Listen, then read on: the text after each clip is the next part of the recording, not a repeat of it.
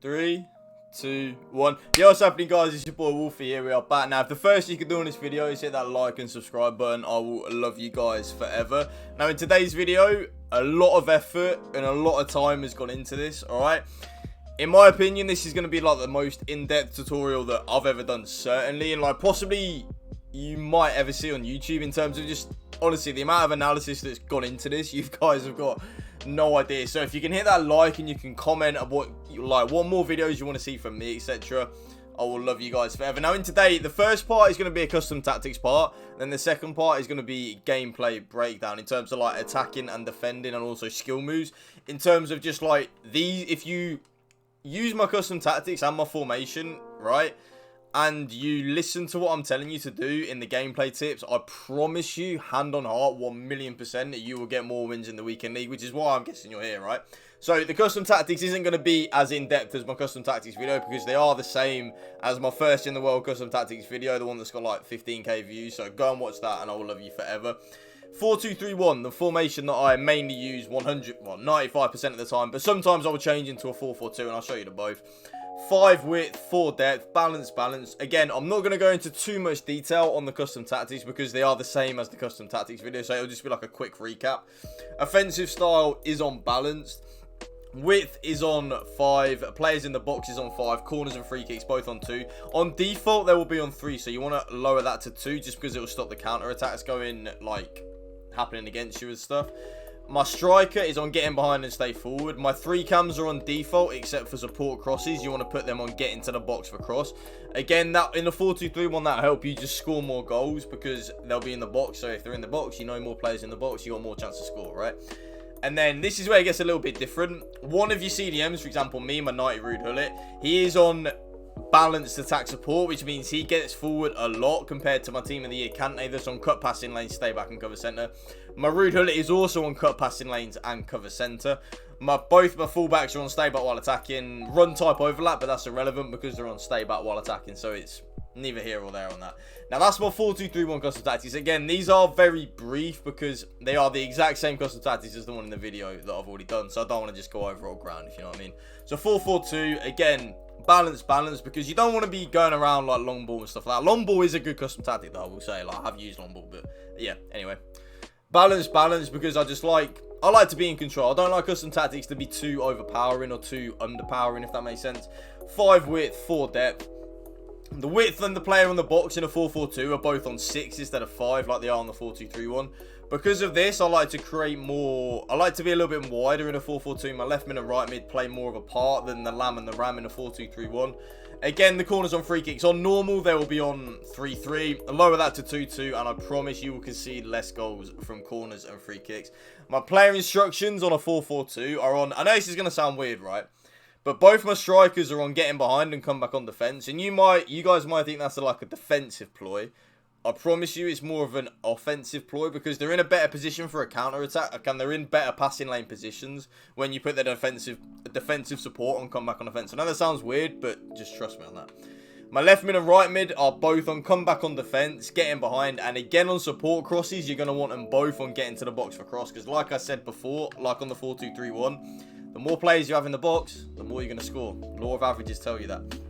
Again, my Rude Hullet, obviously, is like my attacking midfielder compared to Team of the Year Kante. He is on balanced attack and cover centre. N'Golo Kante is on stay back while attacking on cover centre. You will notice this a lot more on 4-4-2 than 4-2-3-1. That your player that you have on like balanced attack, so for example, a cheaper version of Rude Hullet would be Scream Firmino, players like that. That if you put them on balanced attack in a 4-4-2, they will get into the box a lot. So you will score a lot of goals. I used 88 Littman on my RTG. If you guys have been watching my RTG series, you will see 88 Yari Littman score so many goals from the left centre mid in a 4-4-2 because he's on balanced attack. It is needed, I promise you. But again, both my fullbacks are on stay back while attacking and overlap. They are the custom tactics I use. Again, the second half of this video now is going to be gameplay breakdown. It's going to be me showing you some gameplay with a lot of pauses, a lot of arrows. You know, they look funny. Shout out Harry for doing all this. Again, a little bit of a recap though. You're not going to believe what happened. You're not going to believe what happened, YouTube. We finished 29-1, which is good. You know, we got top 100 again. We lost our 30th game, man. No word of a lie. We genuinely. Where is it? Where is it? There it is. Look, we genuinely lost our 30th game. Rip. So yeah, it would have been 30-0, first in the world yet again, but it's not. Now, onto the gameplay breakdown. You're going to see some weird screen right here while I get this up. Bang, bang, bang. Now, this is going to be the attacking gameplay breakdown and why I'm doing what I'm doing here. Now, you see here, I've got the ball here with Ruud Gullit. The obvious pass is down to the left mid, but he's covering that with both his centre mid and his left back. His right back, sorry. And the other pass is to Kante. So what I'm going to do is I'm going to pause and pass the ball to Mbappe because he's going to overcommit with his player here to try and cover the pass to Neymar. And then as soon as you get the ball on the edge of the box with Neymar, you're going to want to do a skill move because he's already committing, thinking I'm going to do a drag back, or he's thinking I'm going to cut back, but I'm not. So do a little skill move, do an accelerated fake shot, a step over. And then once you get into this position, people need to shoot near post. Trust me on this. On FIFA 20, you don't want to shoot across the keeper. You want to shoot near post. 99% of my goals on FIFA 20 are near post shots. You will see it from these attacking gameplay. Look, accelerated step over, bang, near post shot.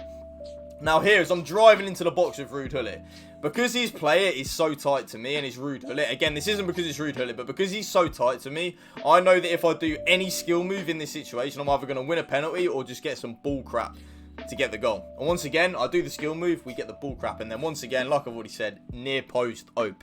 Now the reason behind that is, as I just pause this, right, the reason why, as we go back just a little bit here with Ruud Gullit, when you're in this position, okay, and whether it's Ruud Gullit or not, it's irrelevant. When you have a defender that is this tight to you, any skill move will cause the defender to bug. It will cause him to either foul you or get this ball crap ricochet that you see happen here. You see here, I'll do a McGeady spin inside and I'll just get the ball crap ricochet. I promise you, any skill move in that situation will work. If you can't do anything, just ball roll out. Ball roll out again, because the defender's so close to you, it will glitch. And again, near post, I promise you. Now, when you're in this situation, okay, he's charging at me with his centre-back. So I'm going to do an LB and A pass. You will see the button command come up on your screen, because I'm going to do a 1-2. An LB and A pass will tell Ruud Gullit to go on a run. And you see here, as soon as he passes it to Mbappe, goes on a run. I do a little elastico, bang, through to Ruud Gullit. And once again, when you're in through and through, stay composed. Ease off the sprint button, because when you're holding sprint and shoot, the shot will have a lot less accuracy compared to just slow down, near post, as always, it's a goal. Now, in this situation, again, we've put this attacking play in just because what I'm about to say to you, because I'm going to drill it into your brain, because if you shoot near post on this game, you will win more games than you lose, and that's a promise. Near post is a goal. Whether it's R9 or Ben Yedder, the normal, as you see on my RTG, is still a goal every day of the week. Now here, I'm just doing some wing play with Rashford. The skill moves are irrelevant. I'm just trying to create a space. And you see here, he's controlling Veron or Fern. I think it's Veron he's controlling. I'm just going to move away because the pass is to Neymar on the edge of the box. And when he's charging at me here, it's easy. You see me waz out a skill move. Because he's already anticipating the cut inside, if you then do a skill move, it will just glitch his defender out, which is what I do. The McGeady spin in that situation, or the 5-star Berber spin, is what you need to be looking at in that situation. And as I'm running down here, I'm fake shot stop because I want him to think I'm going on the line. You see here, he's controlling the pass to Mbappe. So I'm going to pass the ball to R9 because I don't want to go near his defender that he's controlling. I want to go to his AI defender. Does that make sense? And you see here, again, I do an LB and A pass because I want Ruud Gullit to go on a run. Play a ball through. I promise you, YouTube, FIFA is simple when you break it down. It is simple. It is simple. 1-2, pass and move. That is all you need to do. And this is situation here is to show you what I do through a one-on-one. It's a bit irrelevant because I'm 6-0 up. But the pass, you want to pass this ball to Mbappe. You can't ignore what I do here. I know I score, but ignore what I do. But if you're going to shoot, do a ball roll to get the angle for the near post shot first. Okay, a ball roll is just up. Or in that situation, it's just up to the left a little bit on the right analog stick to do a ball roll that way into the shot. Now, the recap in the attacking. Watch what the opponent is focusing on, tackling or tackling runs. If he's covering a pass to a certain player, do not pass to that player. And also, recognize where the space is and do not be afraid to attack that space. And I promise you, always try and shoot near post. Obviously, shoot far post if the keeper's moving near post. You know what I'm saying? And manually tell your players what you want them to do using the LB runs. LB and also RB to tell a player to come short. Now I'm going to tell you about defending. Defending is a very, very key point on FIFA, believe me. Now you see here, the only pass that he has on is to the right mid to Dembele. So I'm manually controlling Ricardo Pereira here. And what I'm going to do is, I'm going to cut the passing lane off while charging his Frankie de Jong. So I get my Ricardo Pereira into the position here, look. So he can't pass that ball to Dembele now. And then I just charge at him, holding the sprint. You want to charge at his Frankie de Jong because he's going to panic. bang, you win the ball back high on the pitch. And what happens when you win the ball back high at the pitch? You score a goal. He's panicking already. He's panicking like a motherfucker, you know. Now, again here, I'm controlling Pereira. I was anticipating, you'll see me even play through this again. I was anticipating a 1-2 from Kaká, but actually what happened was it was actually a bad touch from Kaká. So either way, even if he'd have tried the 1-2, I'd have still won the tackle because I was controlling Pereira. Now here, he can only go one way. This looks like nothing, right? This looks like nothing on first glance. But watch.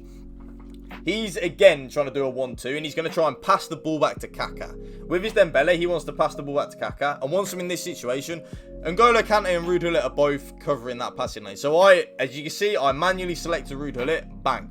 Quick reactions, bang, win that ball back. And Ruud Gullit's an animal. And Moussa Sissoko's an animal. They win those type of 50-50s. Now, in this situation here, any good FIFA player would attack where that arrow is pointing, attack it for the near post shot. But the centre-back is covering the space on the edge of the box. So you just want to manually mirror his run with Van Dijk. You want to hold LT while sprinting just to hold him. He doesn't cut back. You see, I'm jockeying with Virgil van Dijk. I don't know what that guy's doing there. I really don't. But you want to manually jockey and mirror. Look, I'll just replay it back for you, right?